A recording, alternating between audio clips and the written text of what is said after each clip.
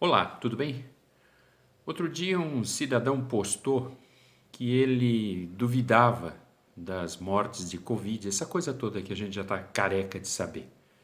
E eu questionei, eu não gosto de me manifestar em publicações e tal, acho um desperdício de tempo, principalmente com um determinado grupo que, enfim, determinado grupo, vamos ficar só nisso. E ele postou isso, que não acreditava que tinham morrido esse número de pessoas. Aí eu questionei porque eu o conheço e porque é um desrespeito você dizer num país em que até hoje, até ontem, tinham desencarnado 36.076 pessoas, 36.076 pessoas desencarnaram e até ontem, provavelmente hoje vai para 38 mil mais ou menos. E a pessoa ainda insiste em dizer que não é isso aí, é invenção. Como assim invenção, criatura? Como assim? Raciocina comigo. Para se chegar a esse número, tiveram que ser coletados dados de todas as secretarias estaduais, secretarias de saúde estaduais, e de todas as secretarias de saúde dos municípios brasileiros, da mais de 5.800 municípios brasileiros e 27 estados. Pelo amor de Deus, onde é que tu tá com a cabeça, criatura? Para dizer que é uma invenção. Não é uma invenção de 2, 3 pessoas colocando no Facebook ou colocando nas redes sociais. São dados coletados. Então é por conta disso, e com uma certa indignação, em razão de que a pessoa também tem responsabilidades, que eu venho fazer essa pequena distinção. Assim, meu filho, minha filha, a distinção entre opinião e evidência. Opinião é aquilo que é subjetivo, relativo a você. A forma como você percebe o mundo, ele vai gerando opiniões que você devolve ao mundo. Então, você interage com o mundo, você tem uma relação com o mundo e você vai construindo o seu processo opinativo. Por exemplo, você gostar ou não de maçã, sabe? Você não gosta de maçã. Você gostar ou não de maçã, você, eu gosto de maçã, eu não gosto de maçã. Isso se constrói a partir da sua relação, da relação que você tem com essa fruta, e dessa relação, muito provavelmente, em razão das interatividades que você teve desde a infância, desde a pré-infância, muitas vezes desde o ventre, que foram construindo a sua relação subjetiva com a maçã. Isso vai gerar um gosto ou um desgosto em relação à maçã. Ficou mais ou menos claro? Você não gosta da maçã. Você constrói uma opinião sua em relação à maçã. Até onde essa opinião tem validade? Aliás, deixa eu só fazer um parênteses. A sua opinião de gostar ou não gostar da maçã não muda as evidências sobre as propriedades da maçã. Não muda que ela é uma fruta, não muda que ela tem determinadas propriedades químicas e físicas, não muda as interatividades que ela faz com o organismo, seja humano, não muda, enfim, as propriedades e as evidências sobre a maçã. O seu direito de ter uma opinião de gostar ou não gostar de maçã é inalienável, mas isso não afeta as propriedades da maçã, certo? E as evidências em relação à maçã enquanto uma fruta, certo? Até onde a sua opinião tem valor?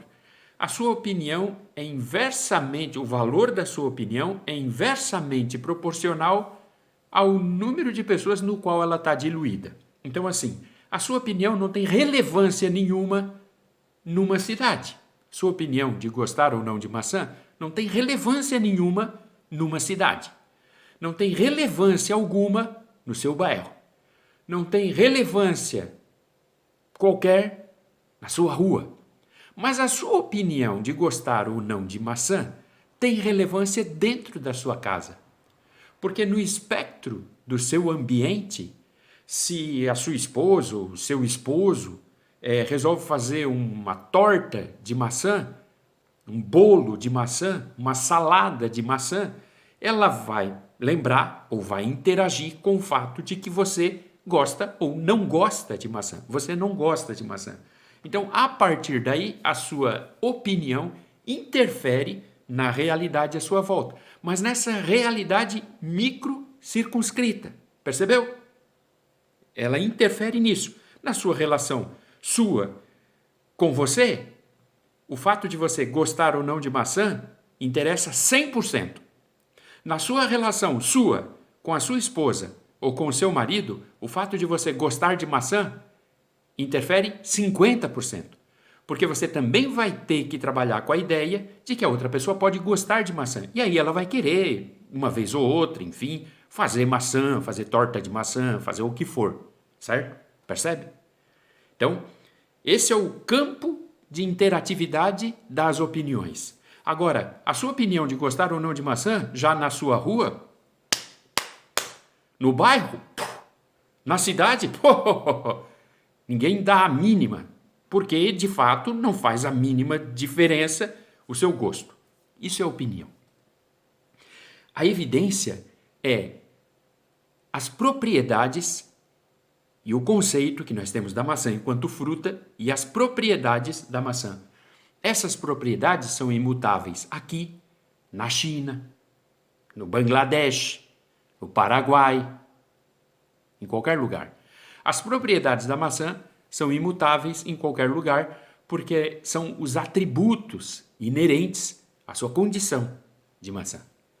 Então, a distinção entre a sua opinião e a evidência e um fato e um conceito estabelecido ou aceito racionalmente é basicamente essa.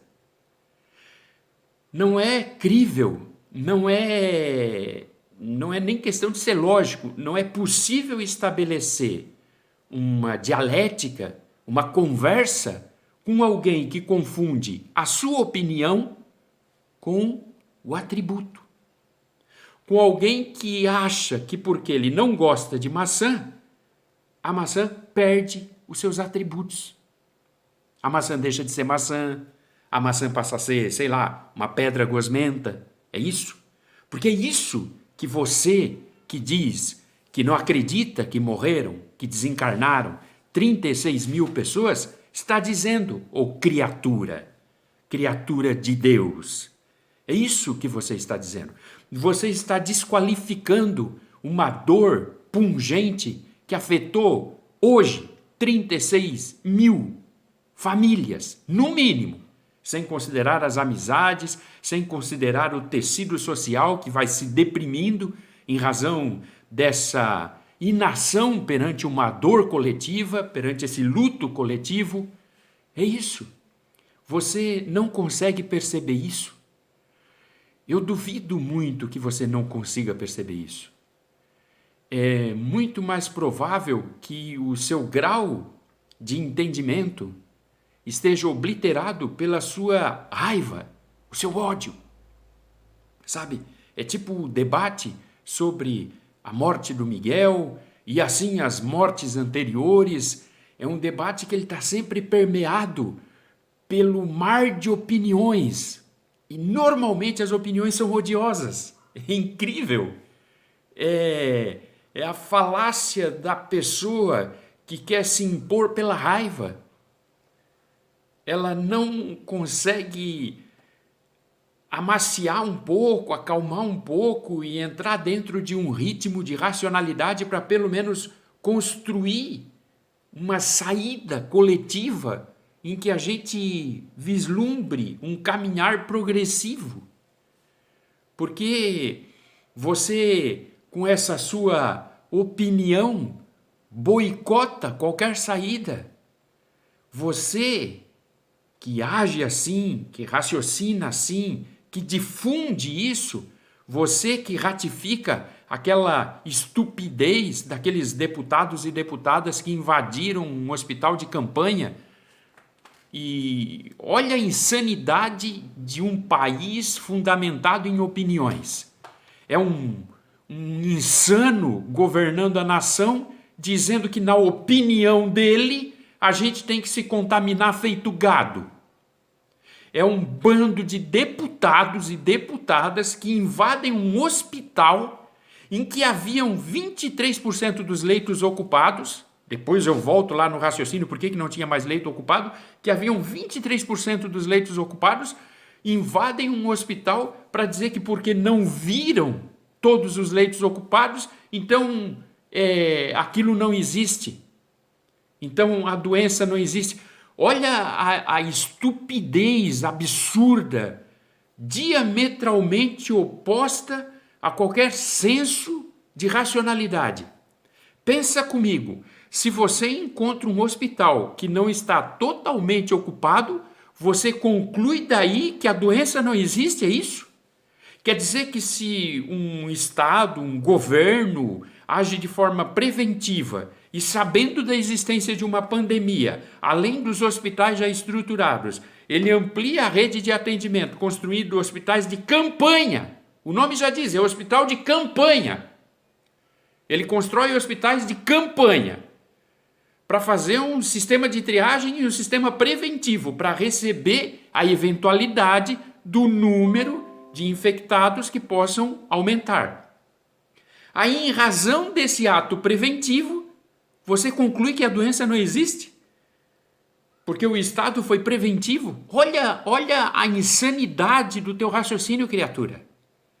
Pensa, se tu não pensa por incapacidade dialética, por incapacidade lógica, por incapacidade filosófica, pelo menos pensa com um pouco de neurônio que tem no coração. Consta que nós temos, eu acho que 4.000 neurônios no coração, né? Tem gente que não deve ter, mas consta que nós temos. Pensa com esses neurônios do coração, criatura. Pensa. Não se trata mais de uma questão de defender essa abominação que você ratificou e entronizou hoje, droga, no governo. Se trata apenas de você ter um mínimo de empatia com um mar de gente que está perdendo seus entes queridos e não deveria estar perdendo. Uma coisa são as fatalidades, uma coisa é a violência inerente ao nosso processo evolutivo ainda, inerente ao nosso processo evolutivo. Outra coisa é uma política genocida. Outra coisa é você eliminar vidas que estariam aqui, se não fosse tão somente a ausência de política pública, deliberadamente cerceada. É disso que a gente está falando. E aí vem você dizer que, na sua opinião, maçã não é maçã e, portanto, ninguém mais pode comer isso porque isso é pedra? Ah, vá te internar.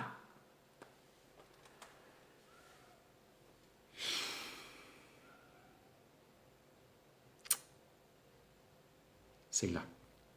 Um abraço, felicidades.